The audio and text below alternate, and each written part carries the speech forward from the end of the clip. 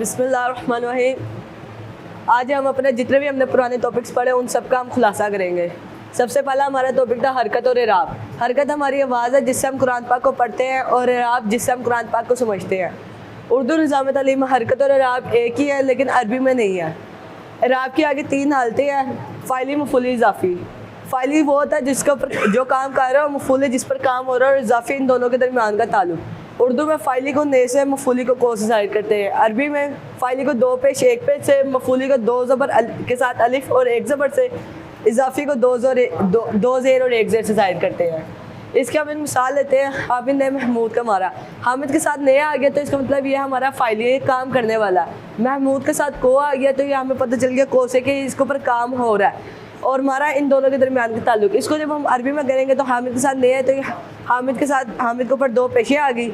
महमूद के साथ को है तो उसके साथ महमूद के पास दो ज़बर के साथ अलिफ आ गया, और मारा को अरबी ग्रामर में ज़राबा के नाम से शो करते हैं तो इसलिए ये, और इसका तर्जुमा यूँ हो जाएगा ज़राबा हामिदन महमूदा। इसके बाद हमारा दूसरा टॉपिक है इसम की तारीफ़ और इसकी पहचान।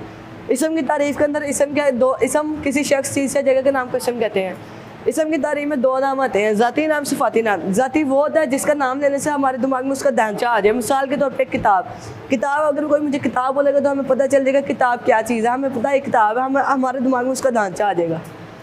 सिफ़ाती नाम वो है जो उसकी सिफ़ और उससे हमें पता चल गया कि ये इस बंदे की बात हो रही है। मिसाल के तौर पे तीन बंदे हैं, उसमें से तीन दोस्त हैं। एक दोस्त उसमें से बड़ा नेक है, बड़ा सालिया है।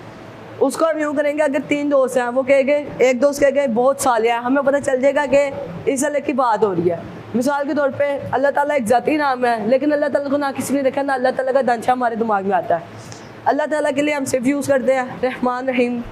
रहमान हम कहेंगे, हमें पता है अगर कोई बंदा मुझे कहेगा वो बहुत रहमान है, मुझे पता चल जाएगा अल्लाह ताला बहुत रहमान, अल्लाह ताला की हम बात हो रही। उसके बाद हम आगे बढ़ेंगे इसम की पहचान। इसम की पहचान के अंदर इसम की वसत पढ़ेंगे। वसत के अंदर आ जाएगा आम और ख़ास। आम को हम अरबी में नकरा से और ख़ास को मारफा से ज़ाहिर करते हैं। नकरा की अरबी में पहचान तनवीन है और मारफा की अलिफ लाम। मिसाल के तौर पे किताबुन तनवीन आ गया, मतलब चल गया ये नकरा। इसको जब हम मारफा में करेंगे तो इसके शुरू में अलिफ लाम लग जाएगा और तनवीन ख़त्म हो जाएगी।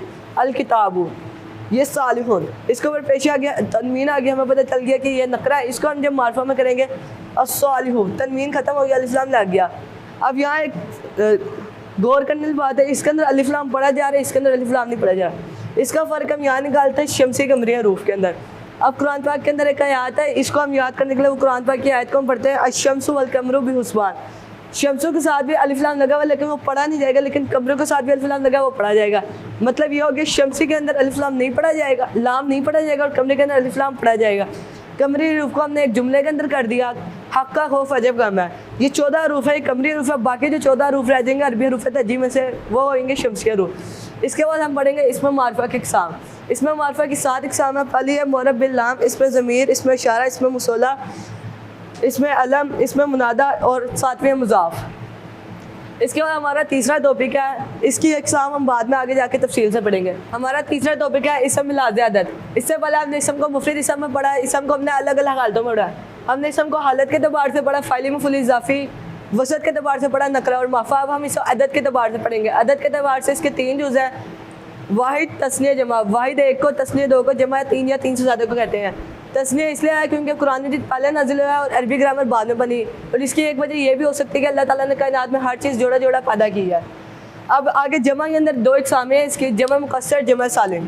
जमा मुकस्सर वो है जिसका लफ्ज़ टूट कर नया वाहिद बन जाए। अब यहाँ हम लेते हैं वलदुन। वलदुन से औलादुन बना, इसके अंदर ये पूरा लफ्ज़ ही चेंज हो गया। यार जो कोई भी लफ्ज़ हो सकता है उसको हम तोड़ के नया लफ्ज़ बना सकते हैं, तो वो जमा मुकस्सर में शामिल होता है। शजरुन से इशजारुन, रसूलुन से रसूलुन। अब इसकी दूसरी हालत है जमा सालिम। जमा सालिम वो है जिसका लफ्ज़ सलामत रहे लेकिन नया लफ्ज़ बन जाए। अब जमा सालिम को पढ़ने के लिए हमने एक मिसाल सालिहुन से सालिहुना बनाया, लेकिन लफ्ज़ वही रहे, आगे इजाफा हो गया, वाहिद टूटा नहीं, वाहिद नया बन गया। मुस्लिमूना से मुस्लिमूना। अब यहाँ के रात 2 हालतों के हो जाते हैं। उसको पढ़ने के लिए हम यहाँ एक ग्राफ बनाएंगे। हमने यहाँ हालत के एतबार से इसम को फ़ाइल, मफ़ूल, इज़ाफ़ी को हमने मुतवाज़ी रख दिया, और अदद के एतबार से वाहिद, तस्नीह, जमा को हमने अमूदी रख दिया और इसको मुतवाज़ी रख दिया। अब यहाँ हम एक लफ्ज़ लेते हैं आबिदुन। फ़ाइली में है आबिदुन आ गया, मफ़ूली में है आबिदन आ गया, इज़ाफ़ी में है आबिदीन आ गया। अब ये सारा आ गया हालत के दोबार से।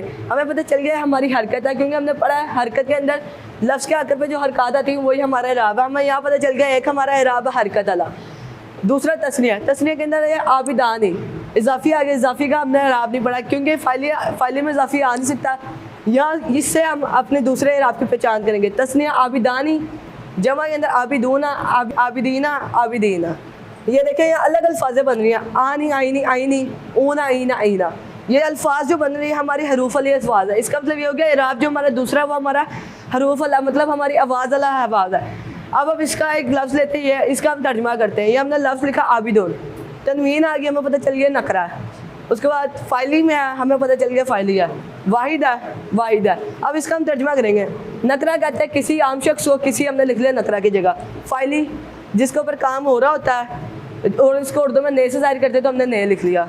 वाहिद एक को कहते हैं, तो इसका तर्जुमा यूँ हुआ किसी एक नेक ने। इसी तरह यहाँ तस्नीय में आते हैं हम, तस्नीय दो आ जाएगा यहाँ, नकरा अब नकरा तो नहीं है लेकिन हम यहाँ नून अजाफी है तो ये नकरे में आएगा। इसका तर्जुमा ये हो जाए किसी दो नेक ने। अगर हम इसका मफूली में तर्जुमा करेंगे किसी दो आबिदों को। इसी तरह यहाँ तीसरे में आएंगे, तीसरा जमा, जमा के अंदर यहाँ गया हम मफूली में लेते हैं आबिदीन आया। अब इसका मतलब ये होगा किसी आबिदों को। यहाँ जमा के अंदर ज़्यादा की बात आती है इसलिए हम यहाँ कुछ इसके अंदर हम मफूलिया को लगाएंगे और आबिद है तो इसलिए हम ज़्यादा करेंगे, आबिदो आएगा।